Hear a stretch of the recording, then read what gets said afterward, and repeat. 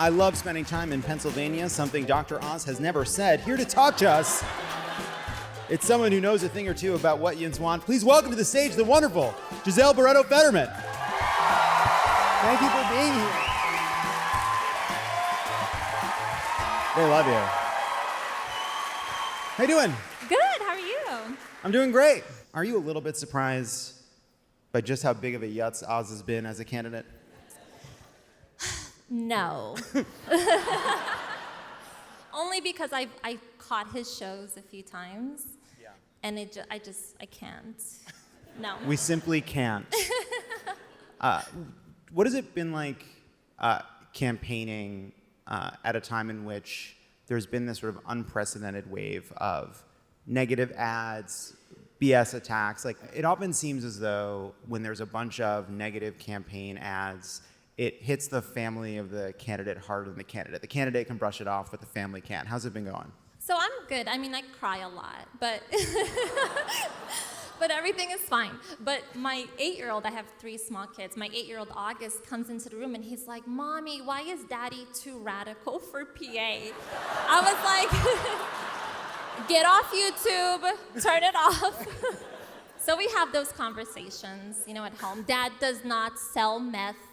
These are things I never thought I would have to say to my kids, but these are conversations we've had to have. I never thought about that the ads, you're getting served the ads about your dad on YouTube. That's a bummer. On the children channels, though, which is bizarre because I feel like they're wasting money.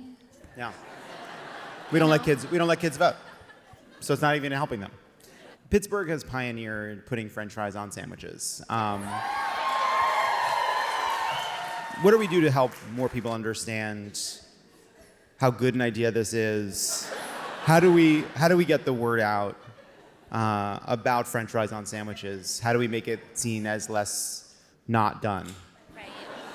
Yeah, I think you ask people to open their minds, right? That's Be right. open to this idea that French fries can go in anything. Anything. Right? And that is a Pittsburgh ethos. And if we can get people to understand, get people to open their hearts, really, their minds and their hearts, on this one issue of fries. The sky is the limit. They'll start to see, wait, maybe some of these other ideas I've had haven't always been right, Exactly. What You else have am I to start missing? somewhere. Yeah. Obviously, your husband had to take a leave from the campaign trail when he had the stroke. And then all of a sudden, this supposed doctor decides to use it and mock it. That had to be enraging. That had to be, I don't know what, vibrating flames at the side, like from Clue, flames side of my head. Yeah, I mean, it's hard. One, I teach my kids to be good people, right? And then you have like an awful person running to represent us all. And that's really hard. But also a doctor, right? And I think about like when I was a doctor, for anything, were they making fun of me? Is this something that happens? And and how many people have strokes or medical emergencies? And to think that the person who should want you healthy is rooting against you is really upsetting. So when you're traveling, what are some of the things you're hearing that aren't getting the kind of coverage you think they deserve? Like when you're talking to people, what they care about, like what's been the issue that's been most surprising that you get asked about again and again? Sure. I mean, people really care about guns, right? And keeping kids safe in schools. That's something I hear in red parts of the state, in blue parts of the state. So we do have abortion, of course, is a huge issue. And in some parts of the state, like Pittsburgh, we hear it loudly. But I'll be in a red part. I was in a very red county, and a woman pulled me aside, and she whispered to me. She was scared to say it out loud, and she said, "I had an abortion, and I'm not a murderer." I mean, she was in tears. And that's the reality. In these places across the state, they whisper their concerns because they're so afraid to say it out loud. And that's so sad.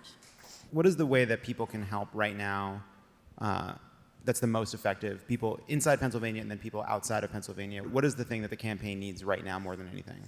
So you can go to Mobilize and search for Jon Favreau. You could text bank. You can talk to your neighbors. I think a lot of people, just like with Trump, they thought this could never happen, right? But it can happen. Don't think that it can't happen because it can. So really get 10, 15 friends and neighbors involved. Talk to the scary guy. with the scary signs outside his house. Try to make a connection with them. I mean, in a safe space. We were, there's a few people here that were at the phone bank we did yesterday. And we were calling to sign up people to do voter protection. So to be poll observers, to be in the early vote and on election day. And it was really, I've never had so many people say yes. Like, I've never seen so many people be like, yes, I want to do it, I have to do it. And if one person did ask me, they said, the only thing that gives me pause is I'm worried about some of the extreme rhetoric out there and all these threats that are coming. Have you felt on the trail some of the ways in which sort of the Republican rhetoric, the Republican kind of extreme language, is that something that's affecting how it feels to be on the campaign trail?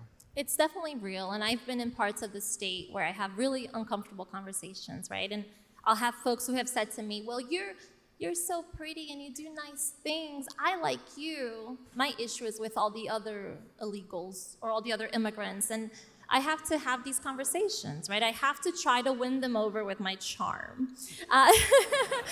But they're not easy, right? Like, I get home and I cry every day.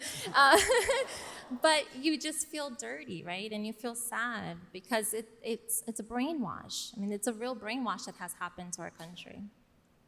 I'm sad about the crying. Oh, it's okay. It's healthy for It's your ducts. It's good for the ducts. Thank you very much for being here. Now, we would like to open this up to all of you because it's time you face a quiz on just what Jon Fetterman is facing in this race. So it's time for a game we're calling Sick as a Dog. Please. Let the dogs out! Please, please, please. I want you to know something. I think we phoned that in. But it got the job done. So obviously, we have seen a story this week that Dr. Oz co-authored studies in which animals were mistreated and exploited in ways that violated scientific ethics and the law. Of course, Dr. Oz, doctor in quotes, spent decades parroting dubious and fabricated claims about countless supplements, technologies, and downright quackery. So who wants to put on a drafty gown, sit on a crinkly paper, and subject yourself to Oz's whims as we trade off asking you questions? Wait, is this how you do this? Yep, you can just, that's it. Yeah, well, you might have needed that one. Kendra is out there, and throw up your hand if you want to answer a question. We'll go to a few different people. Gisele, you want to kick us off with this first question? Hi, what's your name? Devin. Hi, Devin. Okay, Dr. Oz and his producers reportedly agreed to pay $5.25 million to settle a class action lawsuit claiming the TV star misrepresented how well what product worked. Ginseng. That was a really nice try, but no. Oh, shit. Sorry. We're sorry. It's a no. Where's the buzz? Uh-oh. Scooby is crying. The correct answer. Would someone else, does anybody know? Does anybody know the answer out there? I think I might know. Raspberry ketones? No. Uh-oh. I'm sorry. It was Labrada brand weight loss pills. Next up, who's up next? Hi, what's your name? My name's Missy. It's green coffee bean extract. We already told you the answer. You weren't listening. Missy. That was a really good job, though, Missy. Missy, it was a really good job. How many Pennsylvania doctors signed a letter warning voters about Dr. Oz's years of exploiting his viewers and his lobbying on an anti-choice platform? Anyone? Missy? No. All of them? All the doctors? Doesn't even make sense. One of them is Oz. What? Throw out a number. I think today was 150, but originally it was 100. Scooby-Dooby-Doo! That was good. Hi, Luke. You did a good job. You did a good job. Relatedly, how many doctors sent a letter to Columbia, where Dr. Oz was then serving as vice chair of surgery and director of integrated medicine, calling him out for, quote, quack treatments and cures in the interest of personal financial gain, and asking him to be dismissed? How many? Stop saying all of them. Hi, what's your name? My name's Ajmel. It's like, you've got Ajmel. Oh, Ajmal. Okay. I'm gonna go with 73. Uh-oh. Thank you for being brave to try, but that was wrong. You're so much better at this than me. It was 10. It was 10. 10. Now, next question. When did Columbia finally cut ties with Dr. Oz? 2005. No. Uh-oh. It took them till 2022. That's disgusting. It's not great. It's not great. Okay, on his show, Dr. Oz once promoted a weight loss plan that required viewers to eat 500 calories a day, alongside what to lose weight? I just had 500 calories in backstage. I know. It was like one Pittsburgh meatball. So 500 calories and What? Celery juice? Oh. Uh-oh.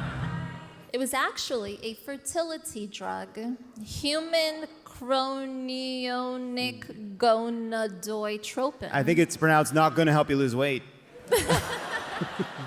It doesn't work, by the way, and they knew it didn't work when he started promoting it. It was already debunked by the time he put it on his show. So he told a bunch of people, oh, it's very easy to lose weight. You just eat 500 calories a day. Of course, you could stop there. That will work. But he's like, no, and then take a fertility drug that's already been disproven. Have at it, because I don't care what happens. And if you accidentally get pregnant from that fertility drug, no abortion for you. In another episode, Dr. Oz hosted a so-called expert to talk about iridology. What is iridology? Does anybody know what Dr. Oz promoted on his doctor show? It's not related at all to like. So what happened when you raised your hand exactly? I don't know. I honestly don't know. Iridology. It's something related to the liver. No. Uh-oh. I applaud you. That was real millennial energy. In a great way. Somebody else want to take a shot at it? What's your name? Pamela. Pamela, what is iridology? Study of the iris. That is correct. Scooby-Dooby-Doo. It is a pseudoscience in which patterns on the human iris can be used to detect health problems in other parts of the body. He's like one step away from being, you have a criminally shaped skull. In yet another episode of his show, Dr. Oz welcomes an expert in crystal sonic therapy, another pseudoscience that alleges you can use sound to do everything from cure cancer to, you guessed it, lose weight by using what? Radio waves? No. No. Uh-oh. Close, though. Close. Yeah, that was really close. Sound baths. We'll give it to you. We'll give it to you. Sound bath. Scooby-Dooby-Doo. According to a story this week, a whistleblower and veterinarian testified to truly horrifying examples of gratuitously cruel treatment of dogs, including at least one dog who was kept alive for continued experimentation, despite data from her continued suffering being deemed unusable. According to the veterinarian, one Oz-led study resulted in a litter of puppies being killed by intracardiac injection with expired drugs inserted into their hearts without sedation. Upon being killed, the puppies were allegedly left in a garbage bag with living puppies who were their littermates. Following an internal investigation, Columbia University was ordered to pay a fine to the USDA for violations of the Animal Welfare Act, but how much was the fine? 5.2 million. It should be. It fucking should be. But it was only $2,000, which stinks. And finally, who the fuck are you gonna vote for next month? Yes. Thank you so much, Gisele. Go elect Jon Fetterman.